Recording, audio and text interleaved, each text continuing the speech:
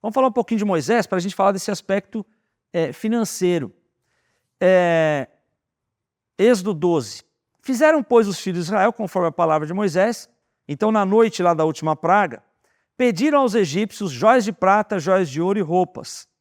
E o Senhor deu ao povo graça aos olhos dos egípcios, e estes lhe davam o que pediam e despojaram aos egípcios. Então, na saída do Egito, na última praga, a morte do primogênito, uma das coisas que Deus falou a Moisés para orientar o povo, falou assim, olha, peça aos egípcios ouro, prata e roupas, e tecidos.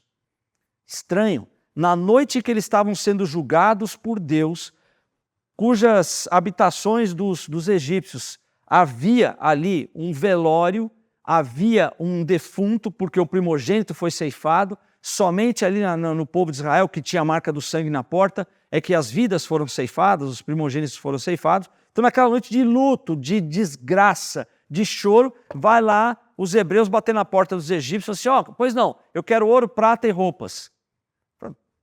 Qual o sentido disso? Eles deram, estranhamente, eles deram. Então eles saíram com ouro, prata e com roupas, e com tecidos finos e caros.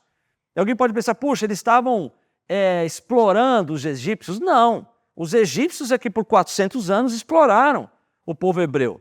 Então aqui saiu barato ainda para o Egito de sair com essa indenização, vamos chamar assim.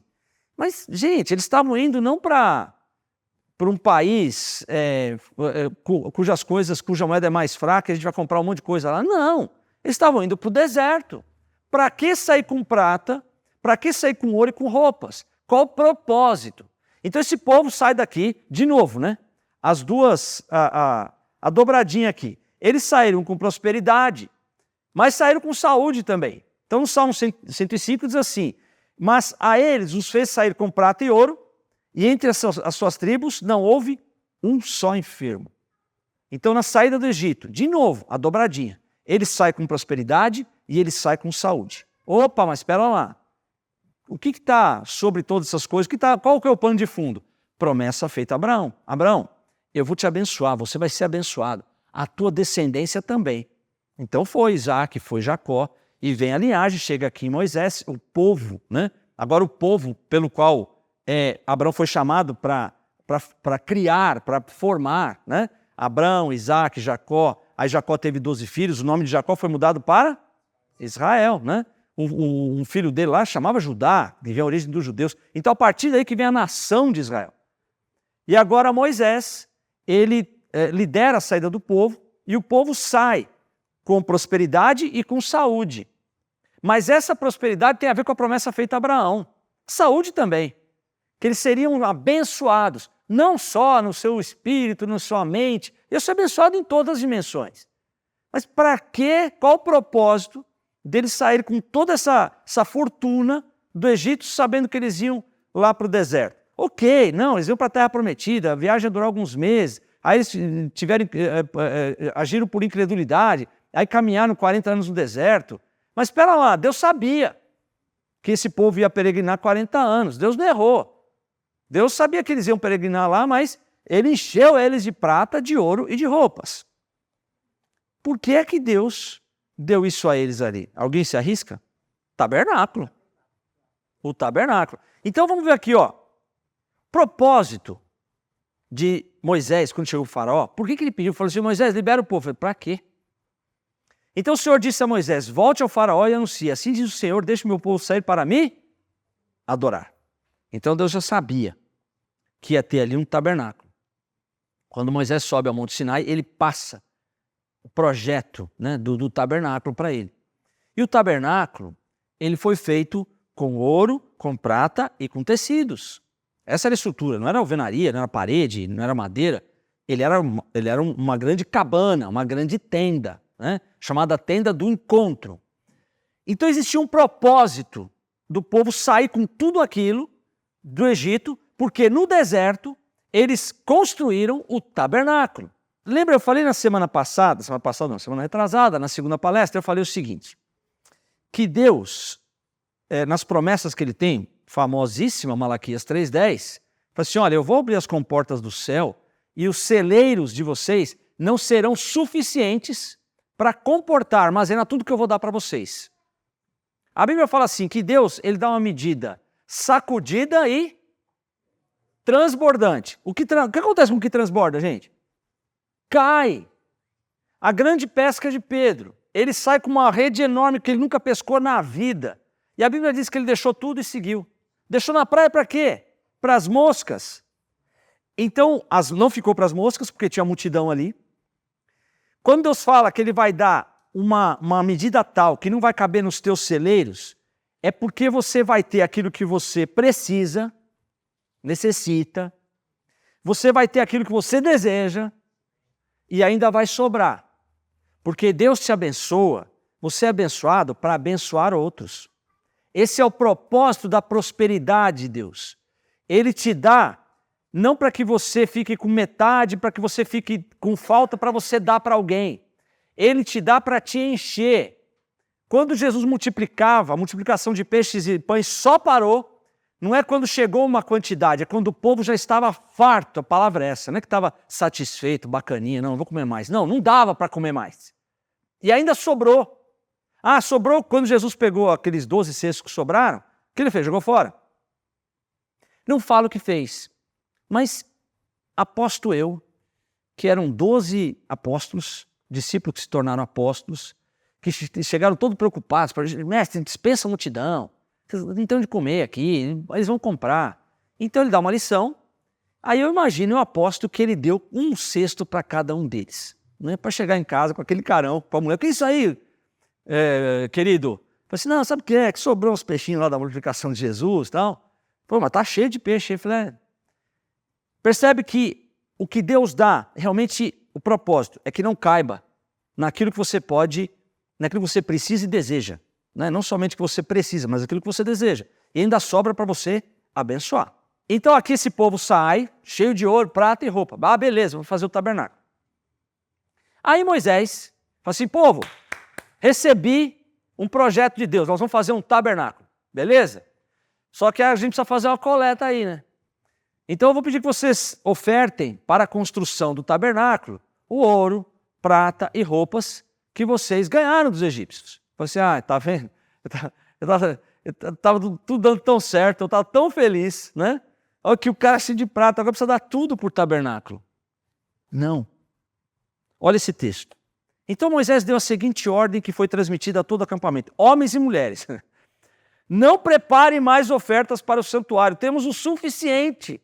Assim o povo parou de trazer suas ofertas. Pergunta, eles deram tudo que eles pegaram dos egípcios? Não. Moisés falou assim, para, chega, já deu, já basta. Fica aí.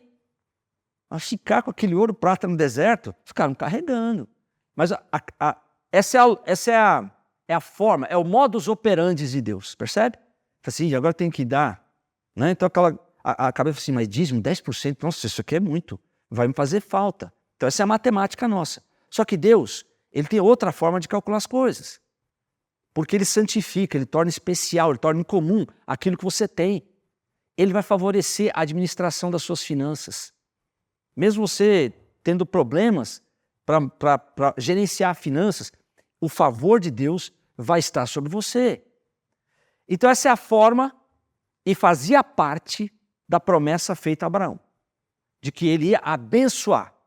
Então esse povo, ele lá no deserto, cada um na sua tenda, porque cada um foi pedindo e foi pegando para si, para a família e tal. Falei assim, Moisés está pedindo oferta. Então falava, pega um pouquinho dali, esse não, esse aqui eu não queria dar, tá, vai ter que levar tudo. Aí tem gente que falou, tem que levar tudo agora, né? Fazer o quê? Falei, não, chega, para gente, não precisa mais. Olha que bênção para uma igreja se fosse assim, né? Falei assim, irmãos, pelo amor de Deus, para da oferta, que a gente já tem tudo que a gente precisa, não precisa mais, né? Ainda bem que fosse assim. Aí chegamos aqui em Malaquias. Em Malaquias, o texto clássico, né, sobre dízimos, porque ele fica pensando assim, tá bom, o dízimo. Tá bom, eu tenho que dar o dízimo para quem eu dou. Não pensa assim. Se você está pensando assim, não dê dízimo. Né? Não sei, eu tenho que dar, onde que eu vou dar? Mas existe uma dúvida, né, que paira sobre algumas cabeças. Fala assim, tá bom, então, não, acredito nisso, entendi a lógica, é uma revelação de Deus, eu quero ser um dizimista. Fala assim, mas onde que eu vou dar? Né, vou dar para a minha igreja lá?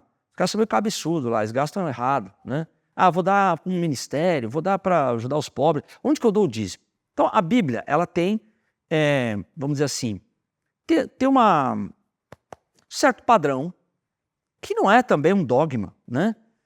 Então, eu conheço linhas diferentes de pensamento com relação ao dízimo, onde dá, de que forma dá. Mas vamos pegar esse texto aqui, o que diz o texto, né? Malaquias 3,10, trazei todos os dízimos à casa do tesouro, para que haja mantimento na minha casa, e depois fazei prova de mim, diz o Senhor dos Exércitos, se eu não vos abrir as comportas, né, do céu, a palavra nem a janela é comporta, e não derramar sobre vós uma bênção tal, que dela vos advenha maior abastança. O que era a casa do tesouro? Então, lá no templo de Salomão, eu peguei uma imagem ilustrativa aqui, existia do lado, dos dois lados, né, uma construção de 3 andares, onde ali era estocado, tinha um desses andares, era estocado os dízimos, né, aquilo que era arrecadado em termos de moeda, enfim. No outro andar era o trigo e o azeite, e o terceiro andar era o dormitório dos sacerdotes. E também tudo isso tem uma simbologia, maravilhoso estudar isso daí.